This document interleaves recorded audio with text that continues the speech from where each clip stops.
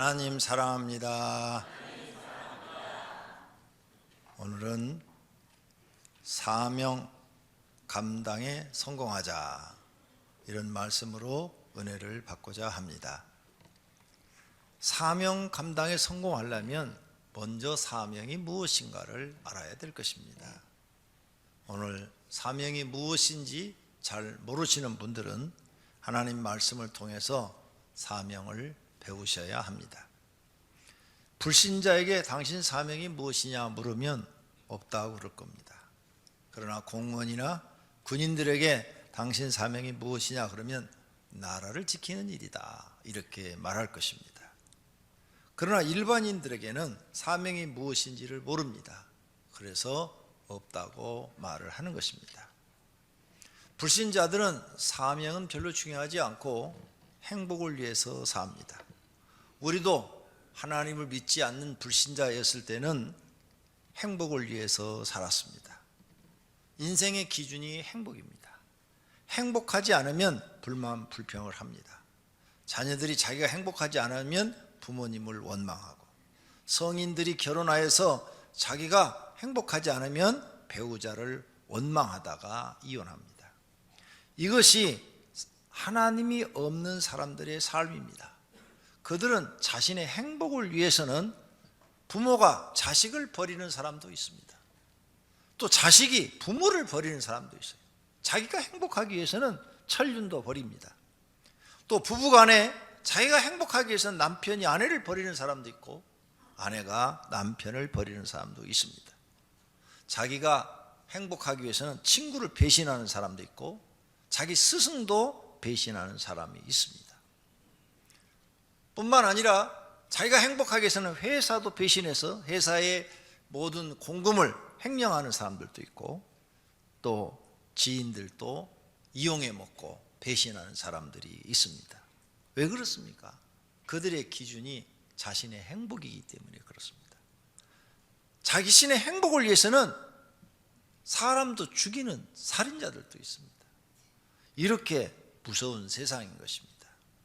그런데 그들이 그렇게 바랐던 행복, 배신해가면서 부모가 자식을 버리면서까지도 자기 행복을 찾아갔는데 행복해집니까? 절대로 행복하지 못합니다. 그렇게 행복을 찾아 헤매지만 행복한 날이 별로 없습니다. 항상 마음엔 괴로움과 고통과 근심이 있고, 그리고 삶은 갈수록 팍팍해지고 어려워집니다. 행복을 쫓아서 평생을 사는데 행복했다 이런 사람보다 나는 참 불행했다 이렇게 생각하고 죽는 사람이 많습니다. 이것이 세상인 것입니다.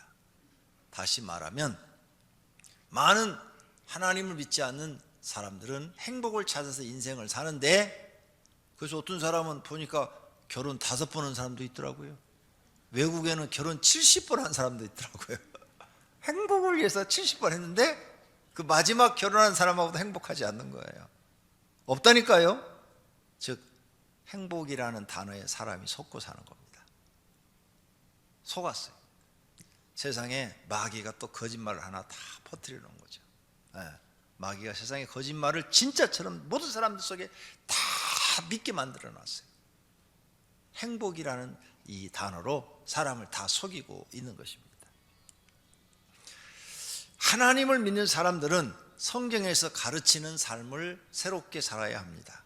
여러분 교회에 나오셨어요. 하나님 말씀 배워서 하나님이 가르쳐주는 말씀을 그대로 생활하려고 교회에 나오는 겁니다. 그렇다면 지금까지 세상에서 습득한 지식과 생각을 버려야 합니다. 세상 철학은 비진리이기 때문입니다. 성경만이 진리인 것입니다. 행복은 그런 데 있는 것이 아닙니다.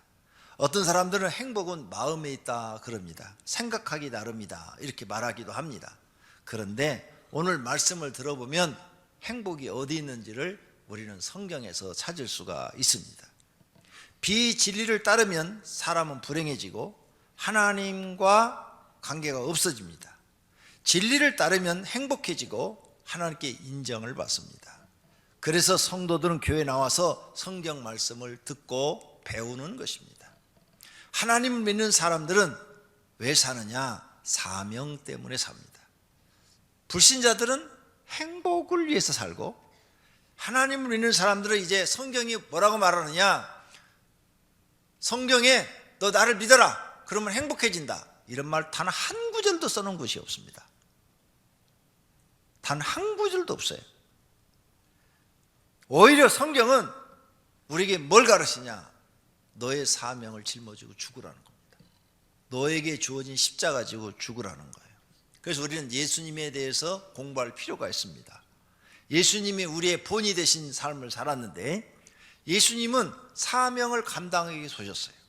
그래서 예수님의 사명은 병 고치는 일, 귀신을 쫓아내는 일, 천국 복음을 전하는 일, 사람을 구원시키고 영생을 주어서 천국에서 살게 하는 일, 가난한 자들과 병든 자들을 돕는 일, 그리고 십자가 지고 골고다 언덕에서 죽는 일, 이런 사명을 감당하셨습니다. 이런 여러 가지 사명 중에서 예수님이 감당하기 가장 힘들었던 사명이 십자가 지고 죽는 일이었습니다. 예수님이 만약 십자가 지고 우리의 죄를 짊어지고 죽지 않았다면 우리는 한 명도 구원 못 받습니다. 우리는 우리 죄로 인해서 다 죽습니다.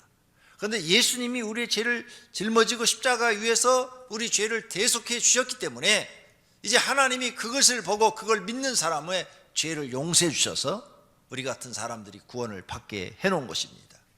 그러므로 예수님이 일생에 오셔서 진짜 예수님의 사명은 십자가 지고 골고다 언덕에서 사람들을 위해서 자기 목숨을 바치는 것입니다. 이 사명을 예수님은 감당하신 것입니다. 빌립보서 2장 8절에 사람의 모양으로 나타나사 자기를 낮추시고, 하나님인데 사람으로 낮추시고 하나님 앞에 죽기까지 복종하셨으니 곧 십자가에 죽으심이라. 예수님 십자가 지기 싫었습니다. 그런데 하나님이 십자가 져라 그러니까 복종하셨다, 그 말이에요. 그래서 그 복종을 해서 십자가 지고 죽으셨어요. 복종은 뭔 줄 압니까? 여기 복종하셨으니 그랬죠. 순종은 기뻐서 따르는 거고요, 복종은 하기 싫어도 하는 겁니다. 하기 싫어도 하라 그러면 군대처럼 하는 거예요. 군대 가면 복종을 가르치지 않습니까? 순종은 내가 기쁜 마음으로 따르는 거예요. 주님 그 말씀 옳습니다, 내가 기쁜 마음으로 주님 따르겠습니다, 이게 순종이고, 복종은 나 하기 싫어요, 해! 알았어요, 할게요, 이렇게 순종하는 거예요. 이게 복종이에요. 복종. 예수님은 복종하셨다, 분명히 그렇게 써놨어요. 예수님은 자신이 십자가 지고 죽어야 된다고 제자들한테 3번이나 말씀을 하셨습니다. 마태복음 16장 21절에 이때부터 예수 그리스도께서 자기가 예루살렘에 올라가 장로들과 대제사장들과 서기관들에게 많은 고난을 받고 죽임을 당하고 제3일에 살아나야 할 것을 제자들에게 비로소 나타내시니, 즉 가르쳤다, 이 말씀이에요. 내가 십자가에서 고난받고 죽어야 된다, 이렇게 가르쳤다는 거예요. 마태복음 17장에 가서는 죽임을 당하고 제3일에 살아나리라, 내가 죽는다, 이렇게 제자들한테 얘기했더니 제자들이 매우 근심하더라 그랬어요. 이렇게 3번이나 십자가 지기 전에 제자들한테 미리 말씀을 했습니다. 그런데 이렇게 말을 해놓고도 정말 이제 그날 십자가를 져야 되는데 지기 전날 밤에 겟세마네 동산에 가서 기도를 합니다. 십자가를 지는 걸 예수님은 벌써 다 아는데 그걸 질 걸 생각하니까 너무너무 고통스러운 거예요. 그래서 마태복음 26장에 이렇게 써놨어요. 이에 말씀하시되 내 마음이 매우 고민하여 죽게 되었으니, 내가 지금 마음이 너무너무 힘들다 이 말이에요. 내가 정말 이 십자가를 쳐야 하느냐, 내가 이 고난과 멸시와 천대를 받고 십자가에 의해서 그 살이 찢어지는 그런 고통을 당하면서 내가 정말 죽어야 되느냐, 내가 심히 고민하게 됐다 이거죠. 너희들은 여기 있어라, 나는 가서 기도하리라 하면서 얼굴을 땅에 대시고 엎드려 기도하여 이르시되 내 아버지여, 만일 할만하시거든 이 잔을 내게서 지나가게 하옵소서. 그러나 나의 원대로 마시옵고 아버지의 원대로 하옵소서, 이렇게 기도했다 그랬어요. 십자가 지기 전에 예수님 한 번만 기도한 줄 알았죠? 이 똑같은 기도를 3번을 하십니다. 그 다음 절에 42절에 또 나와요. 다시 두 번째 나아가 기도하여 이르시되, 두 번째 기도하는 거 똑같은 기도를, 내 아버지여, 만일 내가 마시지 않고는 이 잔이 내게서 지나갈 수 없거든 아버지 원대로 되기를 원하나이다. 십자가를 얘기하는 거예요. 지금 내가 이 십자가 지나가는 것, 내가 그냥 지나갔으면 좋겠어요. 십자가 안 졌으면 좋겠어요. 그런데 만약 그렇게 할 수 없거든 아버지 원대로 하옵소서. 이렇게 기도했다는 거예요. 어느 정도 기도했느냐? 힘쓰고 애써 더욱 간절히 기도하시니 땀이 땅에 떨어지는 핏방울 같이 되었더라. 그러니까 예수님이 이 사명 감당하는 게 얼마나 힘들었으면 이렇게 기도하셨겠어요. 두 번만 기도하지 않았어요? 세 번째 기도했다고 그랬어요. 또 그들을 두시고 나아가 세 번째 같은 말씀으로 기도하신 후 세 번이나 하나님 내가 꼭 이 십자가 쳐야 됩니까? 안 지면 안 됩니까? 그냥 지나갈 수는 없습니까? 근데 정말 아버지께서 내가 이 십자가를 죽어야 된다면, 이 십자가 지고 죽어야 된다면 그게 아버지 뜻이라면 아버지 원대로 하옵소서. 한 번도 아니고 같은 기도를 세 번씩이나 하셨다는 거예요. 이건 뭐예요? 예수님이 너무너무 감당하기 어려운 시험이었다는 거죠. 하지만 예수님은 이 세 번의 기도를 마치고 제자들에게 오사 이르시되 이제 자고 쉬라. 보라 때가 가까웠으니 인자가 죄인의 손에 팔리느니라. 일어나라 함께 가자. 보라 나를 파는 자가 가까이 왔느니라 하시면서 이제 끌려갑니다. 예수님은 사명 감당하는 것이 매우 어렵고 힘들고 고통스럽다는 것을 알고 이렇게 세 번씩이나 기도를 한 것입니다. 우리는 예수님의 방법을 배워야 합니다. 그리고 예수님처럼 하나님 앞에 순종해야 합니다. 성도님들도 영적인 이런 사명을 놓고 기도해야 됩니다. 예수님처럼 같은 제목을 놓고 몇 번씩이라도 반복해서 기도해야 됩니다. 땀방울이 핏방울이 될 정도로 힘써 기도해야 돼요. 하나님 내가 꼭 이 직분 감당해야 됩니까? 하나님 이 직분 감당하려면 내게 힘을 주십시오.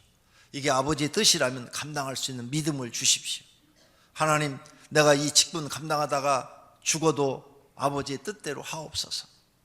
내 뜻대로 하지 말고 아버지의 뜻대로 하기를 원하시면서 여러분을 하나님 앞에 복종시키면 여러분은 하나님 앞에 영적 사명을 감당한 사람이 되고, 그렇다면 하나님이 여러분을 인정하실 것입니다. 하나님이 성도님들을 인정하시면 성도님들의 장래는 하나님이 책임져 주실 줄로 믿습니다. 하나님 우리가 인정받는 게 뭐냐? 사명 감당할 때 인정받는 거예요. 사명 감당할 때 하나님 앞에 인정받는 거예요. 무슨 직분을 하나 맡으면 최소한도 1년 동안은 최선을 다해서 감당해야지. 어떤 때는 나와서 하고 어떤 때는 안 나오고 어떤 때는 빠지고 어떤 때는 불만하고 어떤 때는 또 좋다고 그러고, 이렇게 변덕이 팥죽 끓듯이 끓으면 그런 사람은 세상 사람도 아무도 인정해 주지 않습니다. 그런 사람은 세상에 나가서도 성공할 수가 없어요. 뭔가 하나 일을 딱 맡으면 죽을 정도로 그 일에 몰입해서 최선을 다해서 일하는 사람, 그런 사람이 자기에게 주어진 사명을 감당할 줄 아는 사람인 줄로 믿습니다. 여러분 하나님 앞에 영적 사명 예수님처럼 감당하시기를 바랍니다. 그러면 하나님이 여러분 편에 서 주십니다. 인정해 주십니다. 기도하는 것을 들어주십니다. 도와주십니다. 나는 하나님 앞에 사명 감당하지도 않고 복만 달라고 한다면 누가 주시겠습니까? 사명 감당하는 사람이 되십시오. 변덕 부리지 마십시오. 한 번 딱 맡았으면 하기 싫어도 입 꾹 다물고 복종하시기를 바랍니다. 예수님께서 이처럼 어린 양이 도살장으로 끌려가는 것처럼 복종을 하셨습니다. 멸시, 천대, 조롱, 수치를 당하고 무시를 당하고 그 다음에 머리에 가시관 쓰고 채찍을 맞으시고 십자가를 등에 지시고 손과 발과 발에 못이 박히고 옆구리에는 창이 찔리고 물과 피가 다 쏟아져 나오고 6시 동안 막 살이 찢어지는 이런 고통으로 매달려 계시고, 그러면서도 이 사명을 감당하셨습니다. 이렇게 하심으로 모든 인류가 살게 된 줄로 믿습니다. 예수님의 제자인 베드로도 사명 감당하다가 순교당했어요. 바울도 사명 감당하다 순교당했고, 세례 요한도 목이 잘려 순교당했고, 사도 요한도 펄펄 끓는 물에 던져졌고, 이렇게 사명 감당하기가 어려운 일입니다. 다 죽었어요. 그런데 그들은 다 영웅이 되었고 하나님 앞에 인정받았고 하늘의 주인공들이 된 줄로 믿습니다. 이 사람들의 이런 헌신, 이러한 충성, 이러한 사명 감당이 있었기 때문에 지금 지구상에 기독교가 퍼져서 많은 사람들을 살리는 교회가 세워진 줄로 믿습니다. 우리가 이래야 되는 거죠. 이제는 그들은 이미 하나님 나라 갔고 우리가 이런 사명을 감당해 내야 되는 것입니다. 예수님이 이렇게 십자가의 고난과 죽으심을 당하셨기 때문에 나와 여러분이 구원받은 거 아닙니까? 만약 예수님이 사명 감당하기 싫어서 나 안 해요, 12 제자도 나 안 해요, 우리 교회 모든 직분자들도 나 안 해요, 세계 모든 교회 직분자들이 나 안 해요, 그러면 어떻게 되겠어요? 교회는 없어지고 모든 지구의 영혼들은 다 지옥으로 영벌받는 곳으로 가는 것입니다. 그러므로 우리는 싫든 좋든 하나님이 한번 직분을 주면 그 사명을 죽기까지 감당해야 그 사람이 하나님을 믿는 사람인 줄로 믿습니다. 자기 짐은 자기가 지고 가야 됩니다. 예수님의 짐은 십자가 지고 가는 거예요. 우리에게 주어진 직분들이 있어요. 그걸 짊어지고 가야 되는 것입니다. 그런데 모든 사람들은 살려고 행복하려고 그걸 짊어집니다. 절대 아닙니다. 예수님 행복하려고 그거 짊어진 거 아닙니다. 사명 감당하려고 짊어지고 십자가 지고 가신 거예요. 여러분들도 행복하려고 교회 일을 하는 거 아니에요. 감당하세요. 힘들어도 감당하고 가세요. 그러면 누가 행복을 주느냐? 하나님이 여러분의 마음에 행복을 줍니다. 하나님의 은혜가 임하면 마음이 행복해집니다. 하나님의 은혜가 임하지 않으면 절대 사람은 마음에 행복해질 수가 없습니다. 여러분이 3일 가서 금식 기도원에 들어가 3일 금식합니다. 그러면 마음이 행복해져요. 왜 행복해질까요? 은혜 받았기 때문에. 3일 금식하면서 은혜를 받으니까 마음이 그렇게 편안하고 행복할 수가 없어요. 환경은 하나도 안 변했어요. 가난한 거 하나도 안 변했어. 몸에 암이 들었어, 암. 그래서 병원에서 3개월을 못 산다고 그랬어. 근데 3일 금식하고 났더니 마음이 그렇게 편안한 거야. 행복해지는 거예요. 하나님의 은혜를 주면 누구든지 다 행복해집니다. 사명 감당한 사람 마음속에는 하나님 뭘 주냐? 은혜를 줍니다. 은혜. 그래서 마음속에 자꾸 너 잘했다, 성령님께서 너 잘했다, 너 내 사명 잘 감당하는구나, 너 잘했어, 네가 그 사명 감당함으로 하늘의 상이 클 거다, 이런 은혜를 마음속에 주니까 죽게 일었는데도 행복한 거예요. 여러분 사명 감당하기 싫어서 교회에서 주신 직분 다, 영적인 직분 다 팽개치고 막 주일날도 야 나는 극장에 갈 거야, 극장 다니고 나 어디 놀러 다닐 거야. 며칠은 좋아요. 그런데 사고가 뻥 터지고 문제가 딱 생기고 누가 아파버리고 그러면은 아이고 야 이거 주일 안 지켜서 우리 사고 났나 봐, 주일 안 지켜갖고 우리 집에 이런 재난이 왔나 봐. 마음이 막 두렵고 떨리고 불안해지죠. 행복은 없어지는 거예요. 다 깨지는 거예요. 그러므로 우리가 이제 이 사명이 뭔지를 알아야 돼요. 예수님이 가르쳐 주신 사명, 이 영적 사명을 이해하시기를 바랍니다. 이해되셨으면 아멘 하십시오. 그러면 이제부터는 자기 짐은 자기가 지고 가야 돼요. 그게 사명이에요. 여러분 짐 절대로 내려오면 안 돼요. 자기 짐은 자기가 짊어지고 가야 돼요. 나 편하자고 제가 지금 담임 목사지 때려치고 여러분이 기분 나쁘게 뭐 하나 했다 안 할 거야. 다른 사람 데려다 하든지 말든지 그리고 가버려봐요. 그게 무슨 목사예요? 그게 무슨 사명 감당하는 사람? 여러분도 집에서 남편이잖아요. 부인이 말 한마디 했다고 나 남편 때려칠게 안 할 거야? 당신하고 안 살아. 나 나가서 따로 살 테니까 혼자 살든지 말든지 네가 벌어서 먹고 살아. 그게 무슨 남편이야? 길거리 아저씨만도 못한 거지. 이래서는 안 된다는 거예요. 절대로 우리에게 주어진 하나님의 사명이 있는데 우리는 그 사명을 감당해야 된다는 거예요. 또 우리에게 이르시되 아무든지 나를 따라오려거든 자기를 부인하고 날마다 제 십자가를 지고 나를 따를 것이니라. 너를 나의 제자가 되려면 너를 부인해. 너 없어, 이제 너 없어. 네 성질 다 죽여. 너 없으니까 네 성질 내면 네가 살아있는 거야. 너 성질 다 죽여. 그리고 너에게 주어진 무거운 짐, 너에게 주어진 사명 짊어지고 나를 따라. 그러면 너의 인생이 바뀌어질 거야. 네 인생이 행복해질 거야. 이 말씀이에요.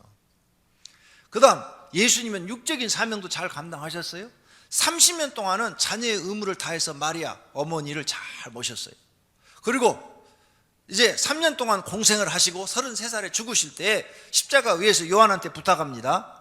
예수께서 자기의 어머니와 사랑하는 제자가 곁에 서 있는 것을 보시고 십자가 그 아래에 있는 것을 보시고 자기 어머니께 말씀하시되 여자여 보소서 아들이니이다 하시고 또 그 제자에게 이르시되 사도 요한에게 이르시되 보라 내 어머니라 하신대 그때부터 그 제자가 자기 집에 모시니라. 그래서 사도 요한이 마리아를 데려다가 마리아가 하나님 나라 갈 때까지 어머니처럼 모셨어요. 예수님은 이렇게 십자가 지고 마지막 죽는 순간까지 아들로서의 사명도 잘 감당한 줄로 믿습니다. 그렇다면 우리에게는 어떤 사명이 있을까? 우리에게도 영적인 사명, 육적인 사명이 있습니다. 영적인 사명은 하나님이 주신 교회의 일입니다. 교회의 일. 그래서 교회 생활하는데 하나님의 계명을 잘 지키고 말씀을 절대적으로 순종하고 하나님이 교회에서 주신 직분은 하나님이 내게 주신 직분이라 믿고 충성하는 것입니다. 어떤 고난이나 어려움이 있을지라도 그 사명을 감당하는데 내가 죽을지라도 끝까지 감당하는 것입니다. 그래서 바울이 이런 말을 한 거예요. 오늘 본문 말씀. 내가 달려갈 길과 주 예수께 받은 사명 곧 하나님의 은혜의 복음을 증언하는 일을 마치려 하면은 나의 생명조차 조금도 귀한 것으로 여기지 아니하노라. 사명을 감당하는 데는 내 생명도 조금도 귀하게 여기지 않고 나는 하나님 주신 사명을 감당하겠다 이렇게 말한 줄로 믿습니다. 이런 바울의 신앙을 우리가 본받아야 될 줄로 믿습니다. 그러므로 교회에서 사명 감당하면서 절대 입으로 죄짓지 마십시오. 말로 죄짓지 마십시오. 마귀가 듣기 좋은 말 절대 하시면 안 됩니다. 그러면 마귀에게 진 것입니다. 맡겨진 일을 예수님처럼 기도하면서 죽기까지 감당해야 합니다. 가룟 유다처럼 배신하는 사람이 나올지라도 여러분은 그 사명 짊어지고 십자가에 지고 갈고다 언덕에 올라가셔야 됩니다. 이것이 하나님께 인정받으시면 성공하는 것입니다. 사명 감당 성공하는 것을 하나님께 인정받으면 하나님은 여러분에게 은혜와 능력을 주실 줄로 믿습니다. 두 번째 우리의 사명은 가족에 대한 의무와 책임을 다하는 것입니다. 여러분 가장 가까운 이웃은 여러분 부부입니다. 부부예요. 가장 가까운 이웃 사랑하라 그러니까 고아원 양로원에는 막 100만 원 1000만 원씩 갖다 줘요. 근데 자기 부인한테는 생활비도 안 줘. 그게 무슨 이웃입니까? 남한테는 잘하고 자기 가족한테 잘못하는 사람, 그 사람은 성경을 잘못 깨달은 사람입니다. 성경을 정말로 깨달은 사람은 자기 가족한테도 잘하고 남한테도 잘하는 거예요. 어떤 사람은 친구들한테는 엄청 잘해요. 간까지 다 빼주려고 그래. 자기 부인한테는 절대로 아무것도 안 해줘. 이런 사람은 잘못 깨달은 사람이에요. 인생을 아주 불행하게 사는 사람입니다. 가장 가까운 이웃이요. 가장 가까운 이웃, 여러분 부부간의 가정이 화목해야 돼요. 부부 사이가 좋아야 돼요. 이런 명절 때도 부부 사이가 좋아야 양쪽 가정이 다 행복해요. 부부 사이가 틀어져 봐요. 그러면 서로 다 안 가려고 그래. 친정도 안 가고 시댁도 안 가려고 그래. 그래서 결국 이혼으로 가는 거예요. 부부 사이가 좋으면 그러면 오전엔 시댁 갔다 오고 오후엔 친정 갔다 옵시다. 아니면 첫째 날은 시댁 가고 둘째 날은 친정 갑시다. 부부 사이가 좋으면 서로 이렇게 조율이 잘 되는데 부부 사이가 나빠봐요. 절대로 안 맞아요. 그러니까 이 명절만 되면 싸우고 명절 끝나면 뉴스에 계속 나오대 이혼하는 사람이 많다고. 이번에 우리 교회 성도님들 중에 이혼하시는 분 한번 손들어 보세요. 명절 끝나고 이혼하시는 분. 네. 부부 사이가 좋아야 돼. 그래서 가장 가까운 이웃부터 잘해줘야 돼요. 그 다음에 부모와 자녀. 그래서 성도는 교회 나오면 가정을 회복시켜야 돼요. 가정 사명을 잘 감당해.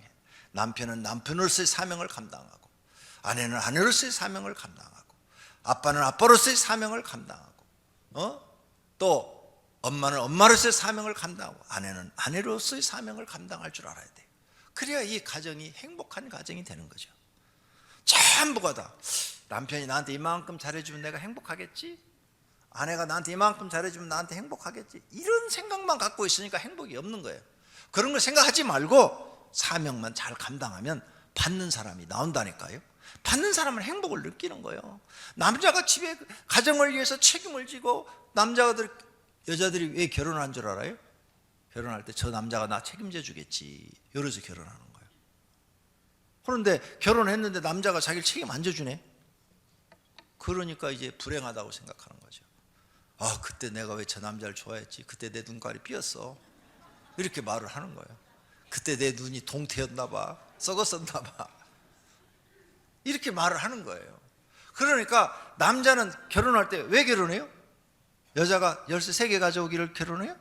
그럼 결혼하지 말아요. 그런 사람은 하나 많아 이혼하니까. 열쇠 3개 가져오는 남자는 절대 행복할 수가 없어요. 네. 해봐야 그건 불행한 결혼이니까 하지 말아요. 그냥 혼자 사는 게 나아요. 그런 사람. 남자가 여자하고 결혼할 때는 왜 결혼해요? 내가 저 여자를 책임져야지, 이런 마음으로 결혼하는 거예요. 내가 네 아까를 끌어서라도 내 저 여자와 내 처자식은 내가 책임져야지, 내가 먹이고 입히고 학교 보내고 내가 책임져야지, 이런 마음으로 결혼하는 거예요. 그런데 이런 마음이 없는 사람이 무조건 결혼한다, 결혼 잘못 생각한 거예요. 책임감 때문에 하는, 그 책임감이 사명이다, 그 말이죠. 이렇게 남자는 남자로서의 사명을 감당하고, 여자는 여자로서의 사명, 부모는 부모로서, 부모 자식들을 왜 낳아요? 내가 책임지려고 낳는 거예요. 그 인형처럼 이렇게 바라만 보려고? 그럼 차라리 인형을 하나 사다 놓지. 아니요, 낳았으면 책임져야 돼. 최소한도 대학교까지는 손톱이 다 빠져도 가르쳐 놔야 돼. 그래야 나가서 지네 밥이라도 먹고 살아. 학교도 못 보낼 정도면 낳지를 마. 아예 한 명만 낳아. 가난하면 한 명만 낳아. 돈 잘 벌면 10명 낳아. 다 대줄 수 있으니까 최소한도 대학교까지는 보내줘야 어디 가서 요즘 이력서라도 쓰지. 이력서라도. 요즘 대학 안 나오면 이력서도 어디 쓸 데가 없잖아요. 이렇게 부모의 책임이 막중한 거예요. 이게 사명이에요. 사명. 이 일을 감당하기 위해서는 얼마나 힘들어요. 너무 죽을 각오로 감당해야 돼요.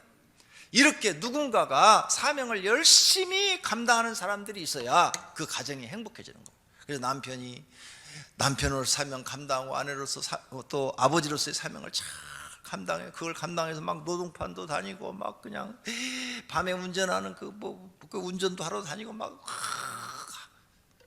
보니까 어떤 사람은 쓰리잡합니다. 낮에 일하고, 밤에 끝나고 나서 저녁까지 또 일하고, 또 잠깐 시간 나면 집에 와서 무슨 자기 개인 조그마한 거 갖다가 또 일을 하고, 막 어떤 사람은 쓰리잡하는 사람들. 왜? 가장으로서의 사명을 감당하려고. 그러다가 한번 아파갖고 병원에 입원해봐요. 그러면은 온 가족이 와서 여보 아프면 안 돼요. 당신이 아픈 것보다 내가 아픈 게 좋겠어요. 막 가족들이 다 이래. 아빠가 아프면 안 돼요. 아빠가 아픈 것보다 우리가 아빠가 너무 일을 많이 해서 그래. 막 안타까워서 막 애를 써요. 근데 백수가 입원해봐요. 그럼 가족들이 뭐라고 그래요? 에이, 돈 잡아먹는 귀신아. 이거 누가 데려가지도 않아. 왜 귀신이 왜 이런 거 안 데려가는지 몰라. 이래요. 사람들이.